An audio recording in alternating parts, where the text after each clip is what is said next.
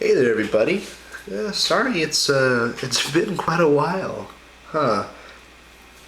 I don't know if I have a whole lot of followers left or anybody that pays attention to anything that I post, but a while ago I mentioned that I have a fiance and I moved in with her and moved out of my parents' house and I have a dog and a whole bunch of things. And recently we moved into a new apartment that allows me to. We have an upstairs and downstairs, and the backyard's actually right over there.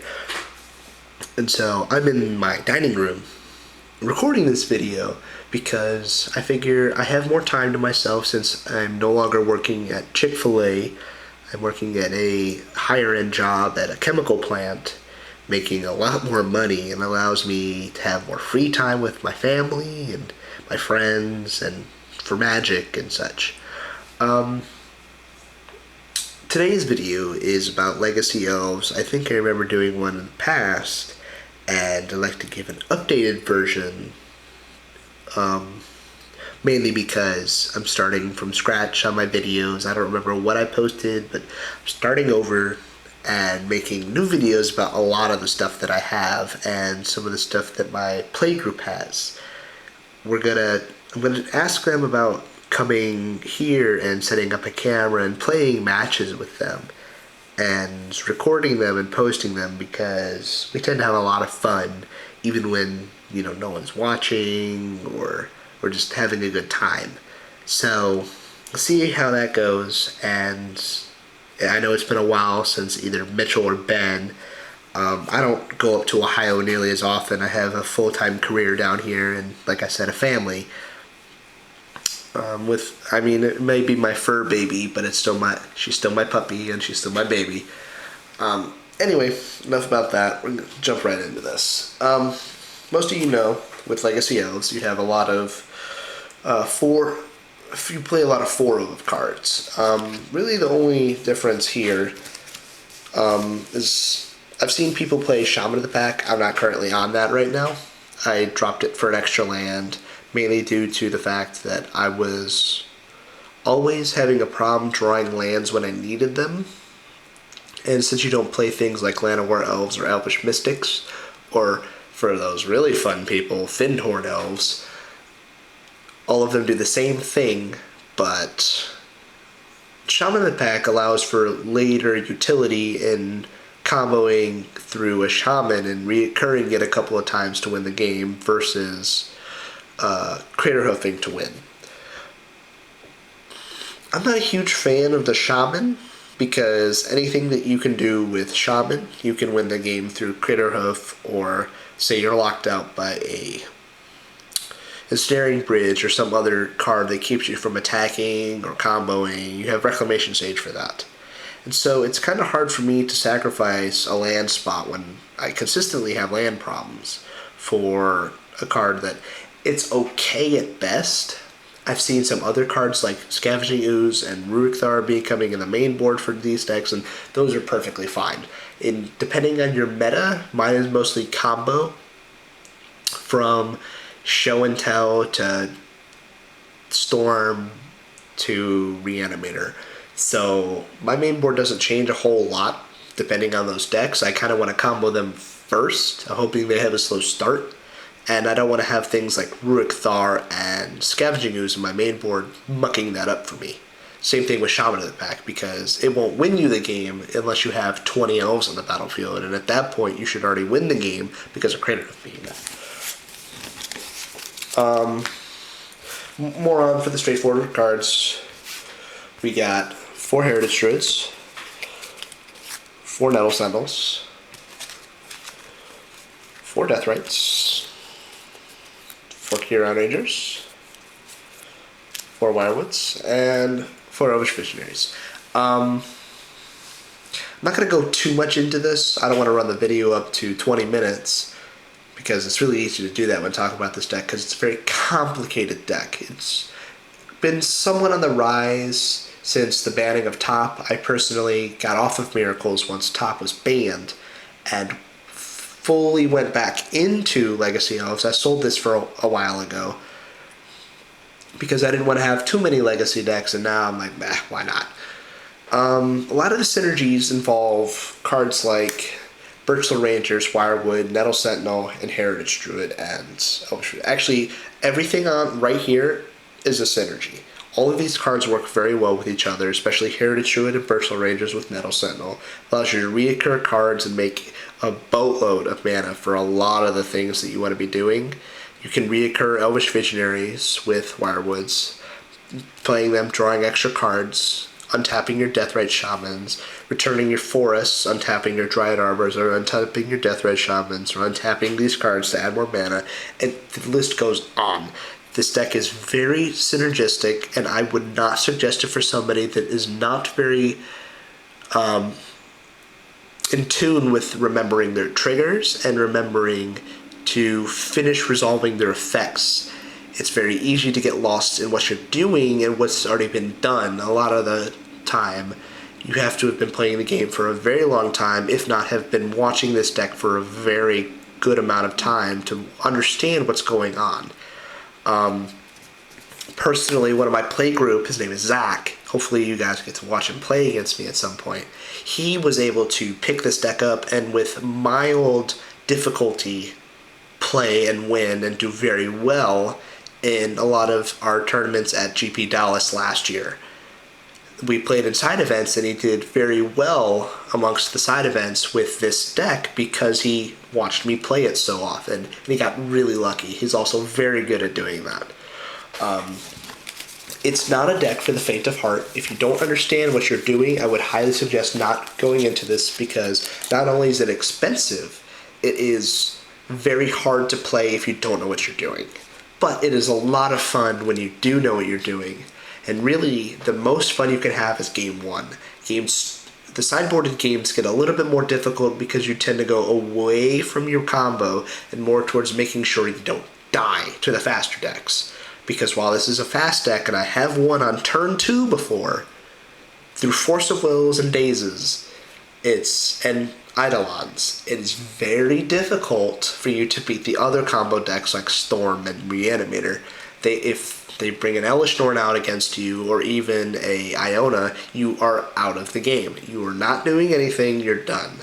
And you want to make sure that doesn't happen because while you're playing Magic and they're sitting there watching you go, they actually just stop you from playing versus playing and not being able to do anything. That was it for the creature spells. In the main deck, it's pretty straightforward. You have the 12. I said non-creature spells. These are the creature spells. You just have these 12 non-creature spells. You aren't going to find any Elves lists playing less than 4 of these cards. I've seen 3 natural orders, and that's fine. I've seen crop rotations to make sure you get your cradles, and I've seen Nissas. I like to go more towards the combo-y feel because I feel like it's more suited for my meta, and I just prefer it more than going for the grindier game. It's always easier for them to outgrind you through Supreme Verdicts, Terminus, and just being able to overload the board with much bigger creatures than yours. Yours are 1/1s, theirs tend to be 4/5s, and Tarmogoyfs can get infinitely big, and being outraced by a young Pyromancer is the worst feeling in the world whenever you're not comboing because they outraced you. I like Natural Order a lot as a 4-of because you want to be drawing that card and winning. Top decking that card with 4 creatures on the board with no interaction from your opponent is a game winner. You win. Not they can survive if they block a couple of times. You will win. Depending on their blockers, like if they have a bunch of Gurmag Anglers, you got me.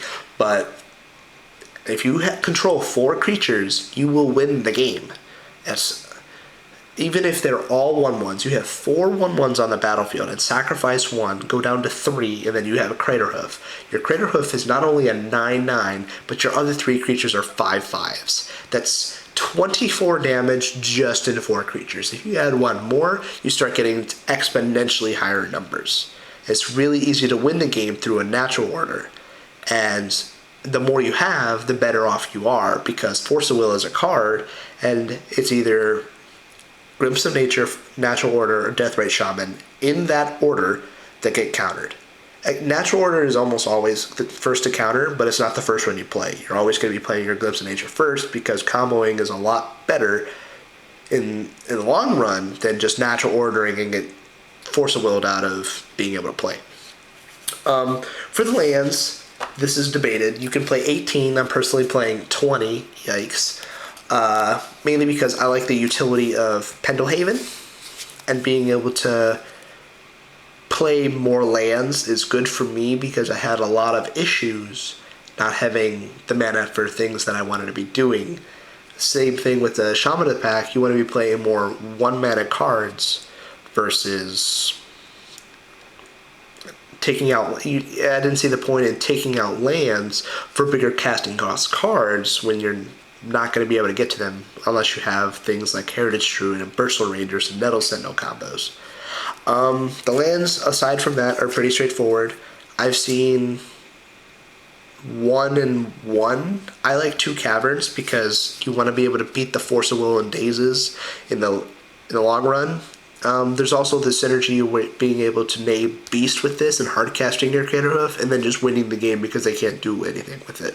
If they have a Stifle, alright, you got me again, but we're getting sidetracked. Cavern of Souls is a very good card, and you should be playing at least 2 of them because you don't want your cards that seem like nothing, like your Deathrite Shamans and your Nettle Sentinels getting countered. That's what you need to win, so you should care. And things like Chalice of the Void and the Abyss can be circumvented through Cavern. I watched my friend Zach in the same tournament that I was talking about earlier. He was playing against Pox, and his opponent had the Abyss out, making it so neither player could cast anything because they didn't have any cards. And he drew Cavern off the top and said, "What does Abyss say?" He said, "Does it counter it?" Okay, Cavern naming Elf, Reclamation Sage, blow it up, combo you and win. It was astounding. And see, just like I was saying, you wouldn't know that kind of stuff unless you play a lot of Legacy and watch this deck in action, because you're able to do stuff like that. But aside from that, you're pretty straightforward on your lands. 2 Dryad Arbors, 8 fetches, it doesn't matter. 8 or 7, as long as you're playing green ones.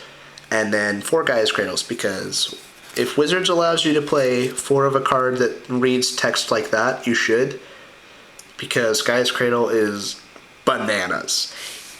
Yeah, Blood Moon and Wastelands are cards, but you tend not to care about Blood Moon as much because, let's face it, your deck is green.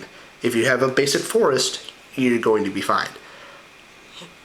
And with cards like Heritage Druid and Bursal Rangers, it doesn't matter what colors your lands are at any point, so long as you can produce green at one point and then just start comboing. Yeah, this is the main Wasteland target. It's these 2. I mean, if they want to fire it off because they can at a Bayou, that's really wasteful. They're not going to throw it at this Pendelhaven. It's kind of redundant. They're wasting a Wasteland when they have 8 other cards. I mean, even Dryad Arbors get Wastelanded. That's 10 targets for Wasteland, and then start throwing it at a Pendelhaven, you're doing really well off.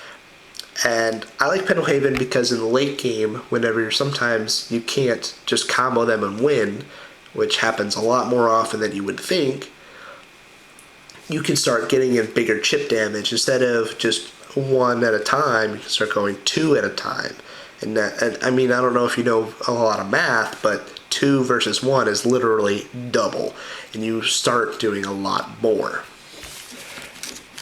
Here I go rambling again. The video's already at 14 minutes. Alright, for sideboard, it's pretty easy.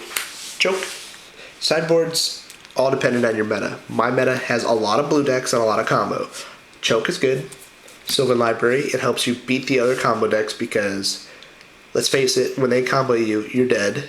Your life total relatively doesn't matter. You want to be drawing as many cards as you possibly can to make it so that you can combo first.